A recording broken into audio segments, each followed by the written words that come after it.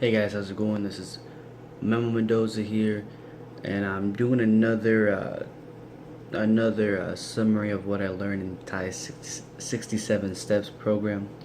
This is step 26, and in this lesson, he was talking about uh, belts and suspenders, the Six Sigma perfection guideline, and failing to fail.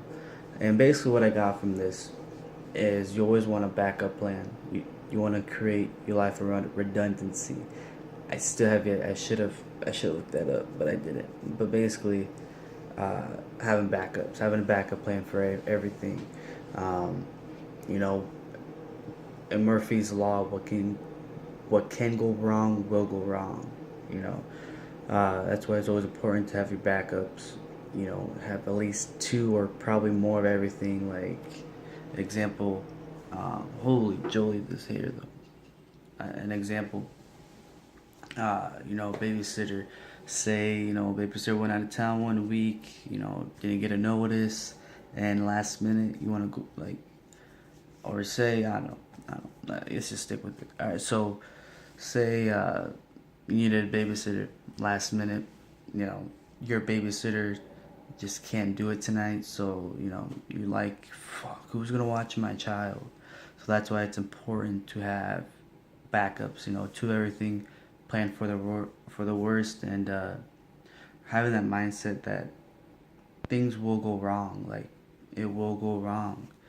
It's like I said with Murphy's law, and he was explaining that it's not really it's not really negative, because it's not really like a negative thing to be planning for the worst.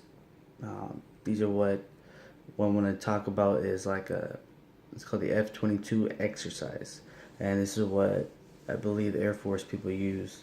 Um, you're gonna have a plan A, B, and C.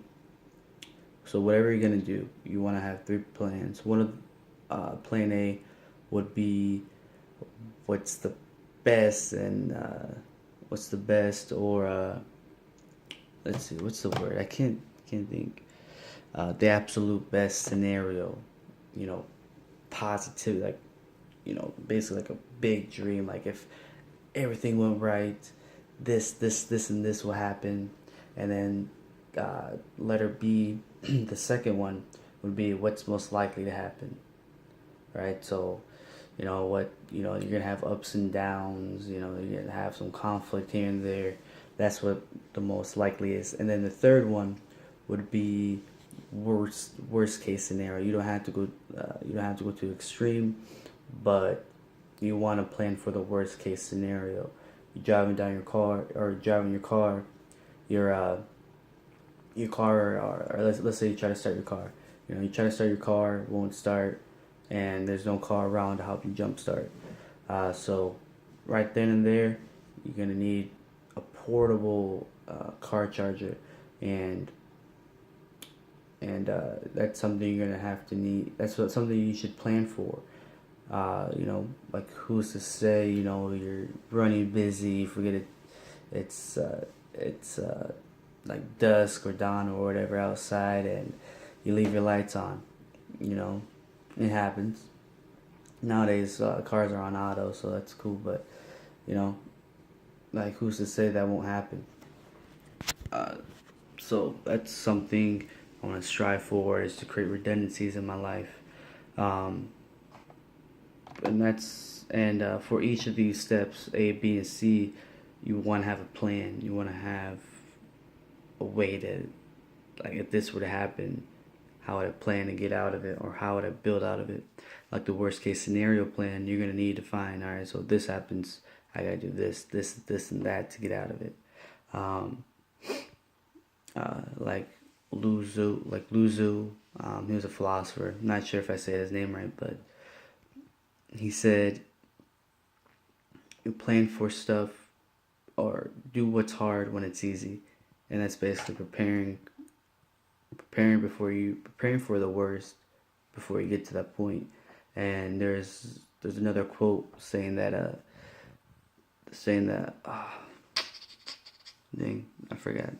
forgot what the quote said, but it was somewhere along those lines. Basically, when you need it, or all right, so let me go back. So belts and suspenders, that's basically like a redundancy. You know, if you have belt on, you wouldn't think to have suspenders on, but your belt can fail you. And I forgot where I was going with this. So let's just go ahead and keep going on. Um,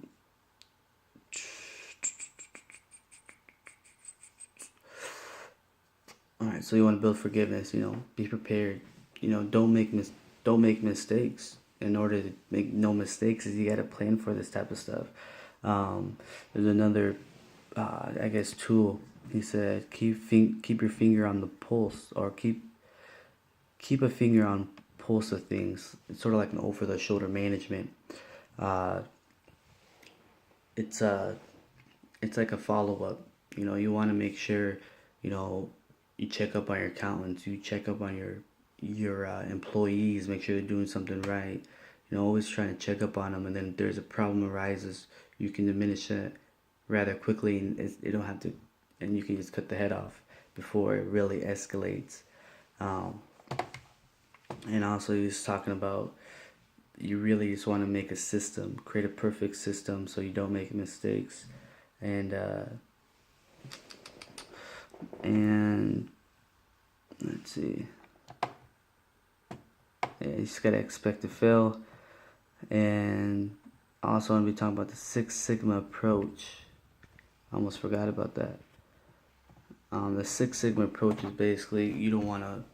There is 7 levels to the Six Sigma, and each level has their own mistakes, and basically it's how many mistakes you made out of a million. So like level 1 would be you make 600,000 mistakes for every million you do right, or something along those lines. But basically, you want to make 3 to 4 mistakes out of a million.